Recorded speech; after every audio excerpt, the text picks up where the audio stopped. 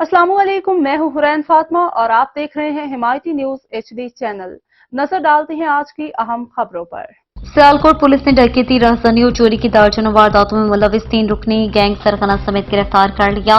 लाखों रुपए मालियती माल मसरूका, 4 मोटरसाइकिलें, 1 रिक्शा, रकम नकदी 1 लाख रुपए, 3 कीमती मोबाइल फोन्स और असला नाजायज बरामद। तफसीलात के मुताबिक DPS सियालकोट मोहम्मद हसन इकबाल की हिदायत पर सियालकोट पुलिस ने जुरान पेशा अनासर के खिलाफ क्रैकडाउन जारी कर रखा है। इस सिलसिले में DSP सदर सर्कल की ज़ेर निगरानी SHO थाना कोटली लोहारा सब इंस्पेक्टर सुहैब अरशद ने टीम के हमरा कार्रवाई अमल में लाते हुए डकैती, राहज़नी और चोरी की दर्जनों वारदातों में मुलविस खतरनाक 3 रुकनी तीरों गैंग को सरगना समेत गिरफ्तार कर लिया।